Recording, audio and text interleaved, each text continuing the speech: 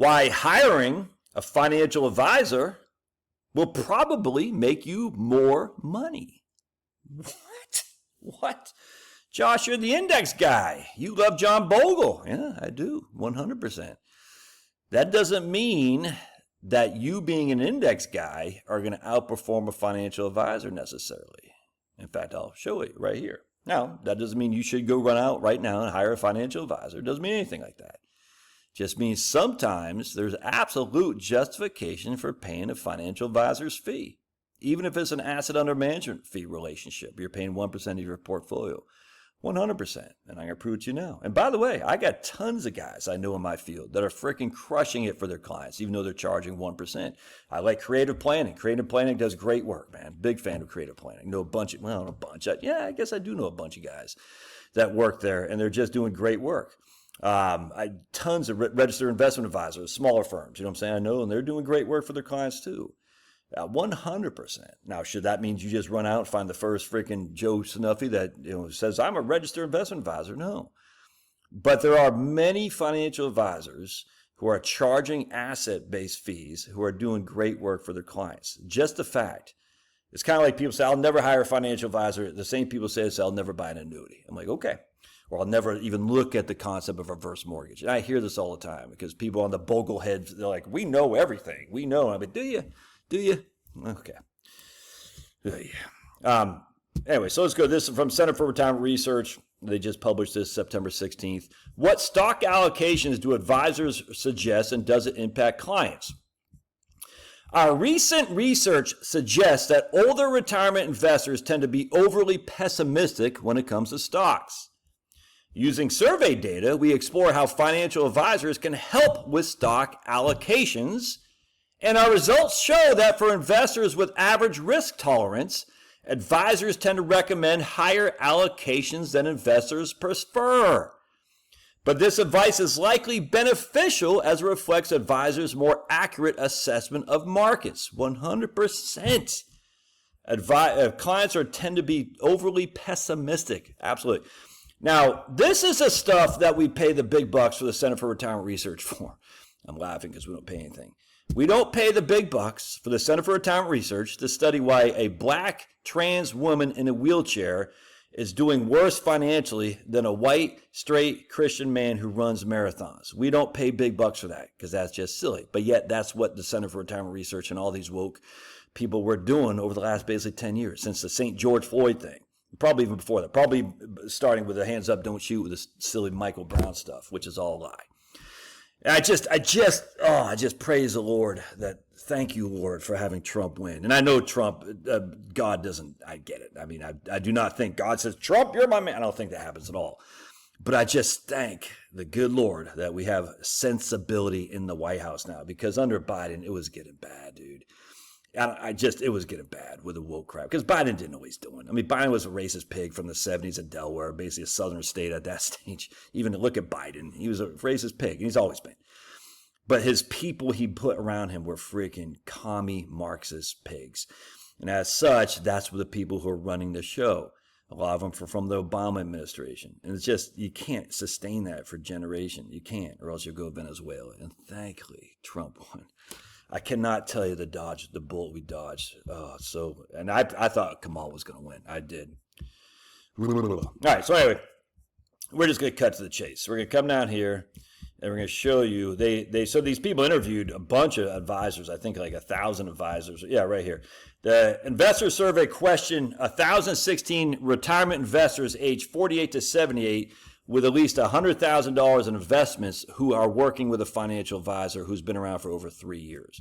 And the results are right here.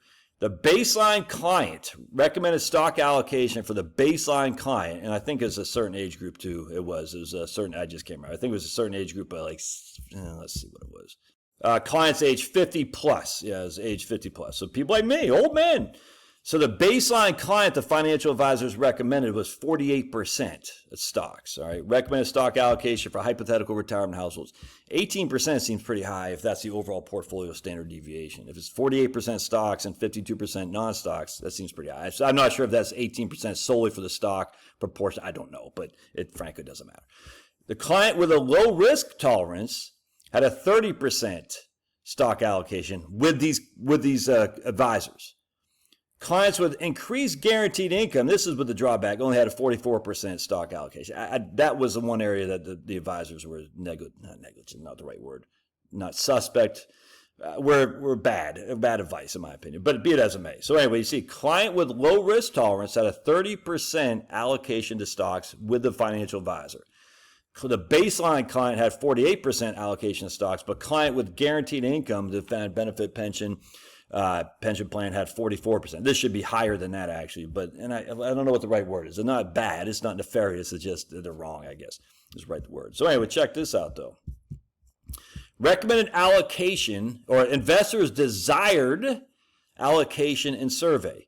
The low risk tolerance investor had a 29% desire for stocks, and yet the low risk tolerance advisor only gave him a 30% exposure to stocks. So it's just 1% higher than the low risk investors. It's not much. So they were basically mimicking the return expectation or the allocation expectation of a low risk advisor, a low risk client.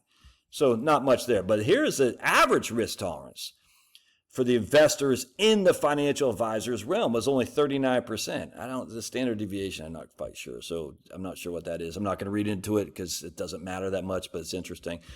But anyway, the average risk tolerance for the advisor was 48% that they were giving to their average risk tolerance. So the risk tolerance investor, they only wanted 39%. The average investor only wanted 39% stocks. The average investor with their advisor actually had 48% in stocks. A significant difference, man. That's a 30% increase in stock exposure. A 30% increase compounded over 5, 10, 15 years is a significant increase in wealth. Most likely, can't guarantee you that, most likely, which shows that the advisor is saying, I hear you, Mr. and Mrs. Smith, but this. I know you want to be more conservative relative to stocks, but let me tell you why I think that's a mistake. And as such, they're able to convince their more conservative clients who are prone to be more conservative to be a little bit more aggressive. Not shooting for the freaking moon here, but absolutely saying we need to have more exposure to stocks.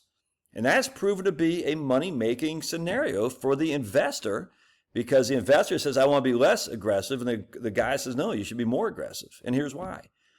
And on top of that, because the client can turn that money over to the advisor, it takes the burden of saying, man, I'm making a mistake. Because believe it or not, I know everyone wants to be, no. A lot of people are fearful of making a mistake, and that's okay. That's why I don't do it. Look, can you change a utility outlet right there? Sure. Electricians can do it 2 seconds flat. Could I do that? Sure. I got all kinds of electricity books. Do I want to? Hell no. I don't want to make a mistake and zap myself. I'm going to pay a guy to do that for me, 100%. Why? Because I don't want to kill myself.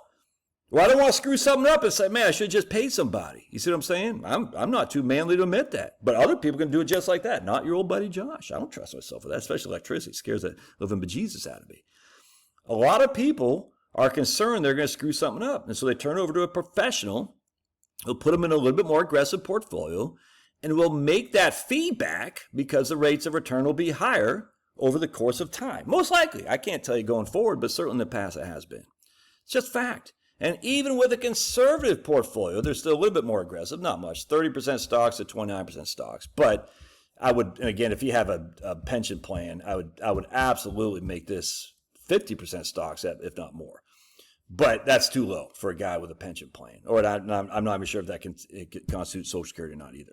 But if a guy has a defined benefit pension plan and you're less aggressive stock-wise than a guy who doesn't, you should change that around. But at the end of the day, there are reasons your advisor can make you wealthier simply because they're going to be more prone to have you in stocks. Now, why are they doing that? Because they make more money on fees? Maybe. I don't know. I don't think so. I don't think any advisor out there wants their client to call them in the middle of the night and say, you lost me money. I wanted to be 39%. You had me 48%. I want my money back. It's my money and I want it now.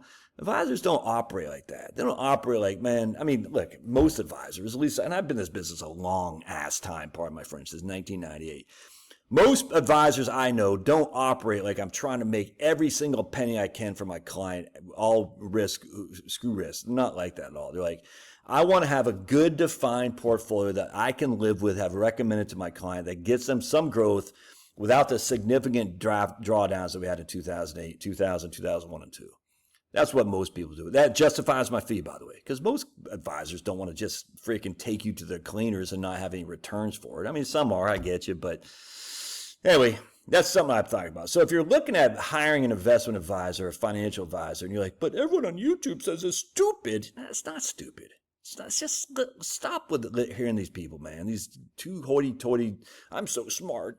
I hate that crap, dude. I hate, because I've been in this business for a long time. I don't want to hear a word about annuities. I'm like, well, you're an idiot, man. You're an idiot. No, I've heard annuities are bad. I even had a guy on this channel, on my own YouTube channel, when I was talking about income annuities, say annuity fees are too high. I said, you don't even know what the hell you're talking about. You're just parroting some idiot out there that says annuities are bad. It's just idiotic. I guarantee this guy has all index funds. He's like, yeah. I said, you got durable power of attorney? I guarantee he does not. Do you got an umbrella policy on your insurance? Okay. Because a lot of people just, they think financial planning is investment management.